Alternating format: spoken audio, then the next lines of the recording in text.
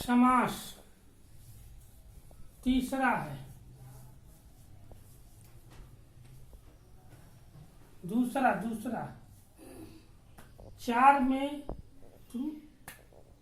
चार समासों में दूसरा ये है, तत्पुरुष के बाद बहुब्रीहि। और जो भी इससे पहले आपने पढ़ा वो तत्पुरुष के भेद थे 4, और द्विग था कर्मधारय का भेद। अब पढ़िए बहुब्रीहि।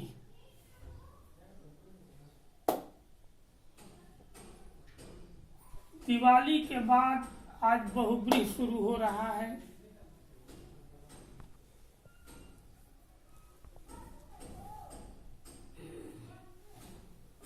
जो भी हमारे प्रशंसक मानिए, जो भी मानिए, उनका धन्यवाद। दिवाली के पश्चात मैं आज शुरू करने जा रहा हूं, उसके लिए आप लोगों को कोट कोट धन्यवाद।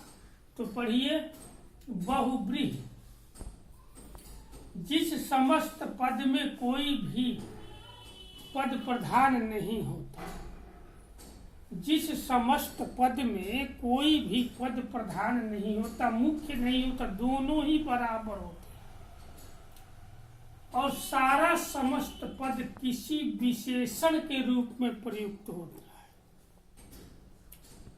समस्त पद जो भी रहा होगा वो किसी विशेषण के रूप में प्रयुक्त होता है। विशेषण यानी जो विशेषता बताता है, उसे बहुब्रीहि समास कहते हैं। अब जैसे समास कहते हैं, जैसे मान लीजिए नीलकंठ, ये समस्त पद हो गया।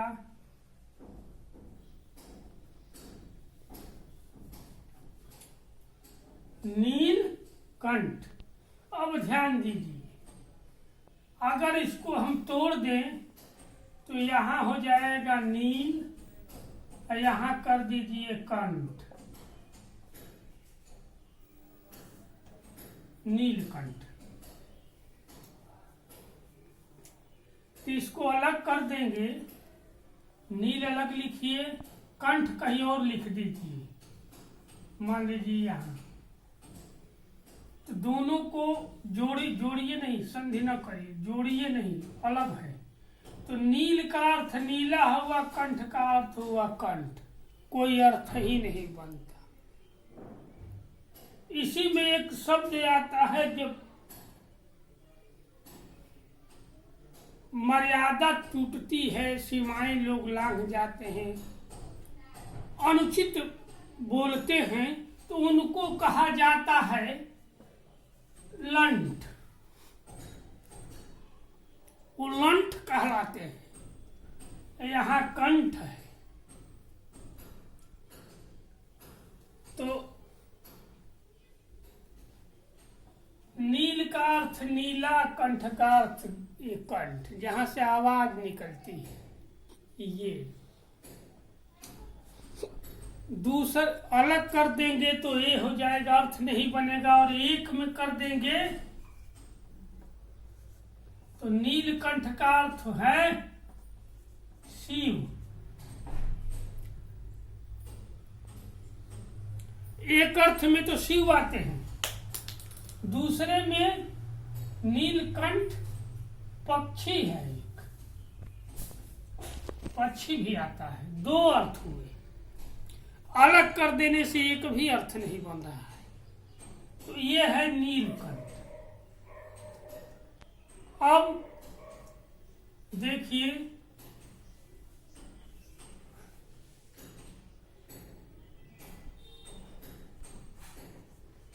नीले कंठ वाला, नीले कंठ वाला कौन है? या तो शिव हैं या वो नीलकंठ, पक्षी दो ही है ना। तीसरे का तो कंठ नीला नहीं है, तो नीले कंठ वाला, तो नीलकंठ का ये हुआ।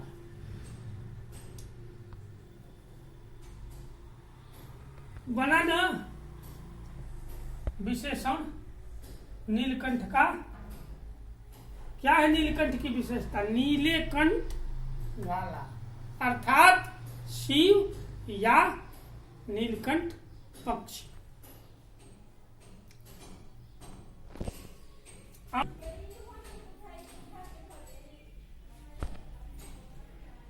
तो विग्रह किए तो नीले कंठ वाला यानी बना ये विशेषण। अब देखिए,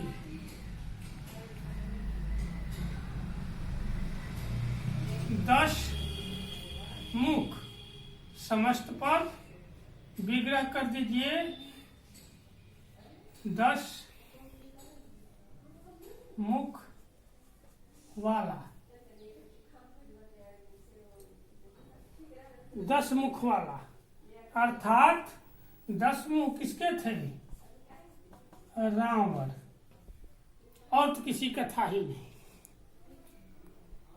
यहाँ किए विग्रह तोड़िए, विग्रह हुआ तो नील का अर्थ कुछ ऐसे हुआ और विशेषण बन गया तोड़ने पर, विग्रह करने पर। नीले कंठ वाला और 10 मुख वाला, पूरा पद ही विशेषण है।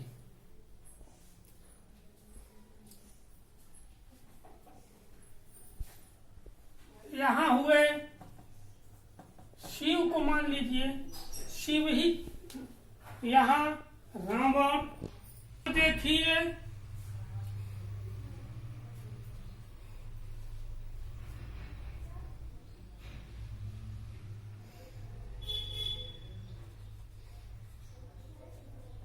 चतुर्भुज,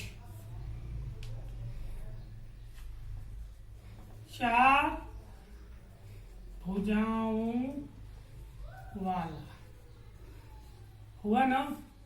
अब इनको अलग कर देंगे तो 10 का मतलब संख्या हो जाएगी, अब मुख का मतलब मुख, कोई अर्थ नहीं बनेगा अगर तोड़ देंगे, अलग अलग कर देंगे तो।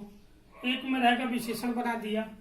4 भुजाओं वाला, 4 संख्या हुई, भुजा बाण, तोड़ेंगे कोई अर्थ नहीं। दोनों पद ही प्रधान है, 10 और मुख, 4 और भुजा, नील कंठ।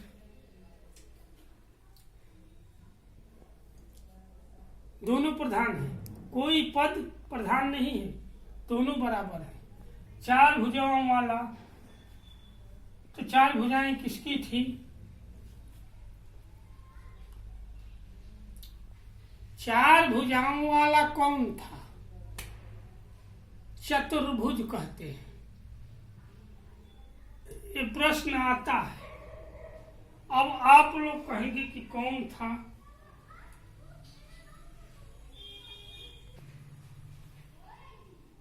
चक्रधर, यहां लीजिए विष्णु, चक्रधर,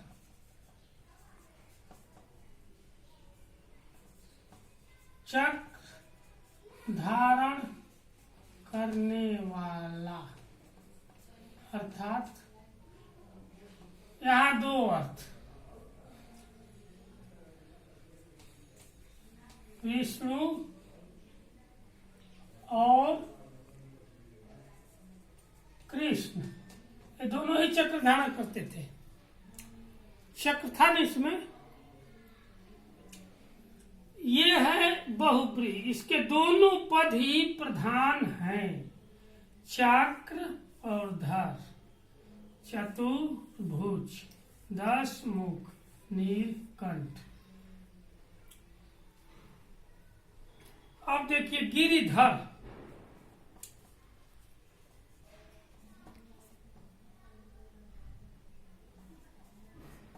पर्वत, गिरि अर्थात पर्वत होता है तो गिरि ही लिख दीजिए, गिरि या पर्वत कुछ भी लिखिए। करने वाला, इसमें भी 2, कृष्ण और हनुमान ये दोनों थे पर्वत धारण किए। गिरिधर, गिर और धर, ये है बहुव्रीहि। और बता दे रहे हैं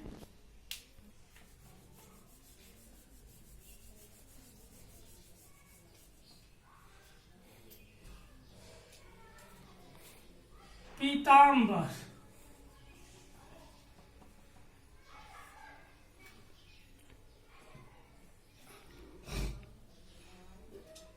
पीताम्बर का अर्थ होता है पीले वस्त्र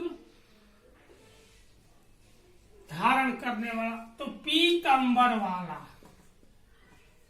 पीताम्बर वाला। दोनों हो गए विष्णु, कृष्ण, राम, तीन हुए। ये पीताम्बर में तीन आ गए, यानी पीला वस्त्र जो पहनते थे उन्हीं को कहा गया है पीताम्बर, यानी पीला वस्त्र धारण करने वाला। गजानन,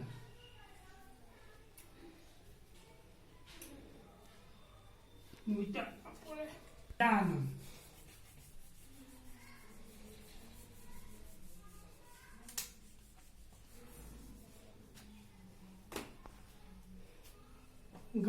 गजानन अर्थात गज अर्थात हाथी गज के समान आनन वाला, अर्थात गणेश।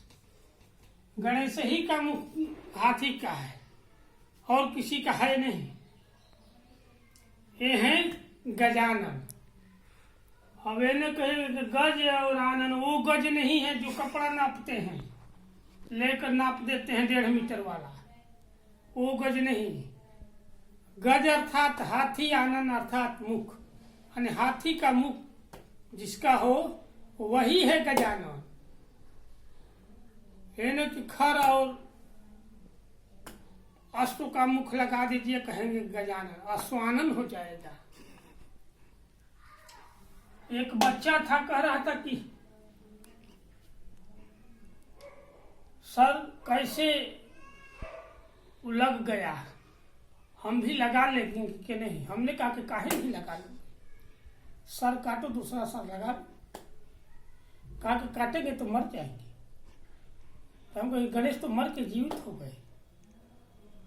कहा कि सर कभी कभी कोशिश करते हैं कि मैं उसका लगाऊं, गरुड़ का हाँ करूंगा। हाँ ठीक है, बढ़िया है, ऐसे ऐसे मिलते हैं। तो गजानन। अब देखिए तिरंगा।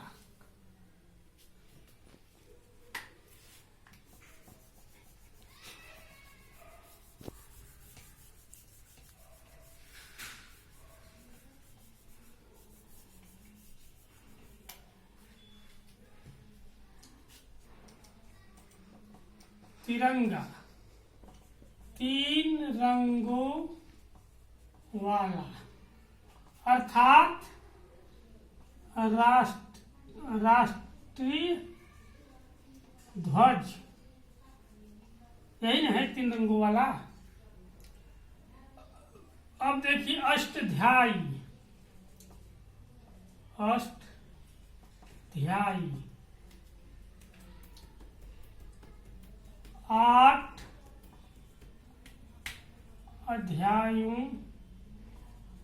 वाला, अर्थात अब इसके बारे में व्याकरण की पुस्तक है पाणिनि, पाणिनि की लिखी गई है। अष्टधाई जब कहेंगे तो पाणिनि का आ जाएगा।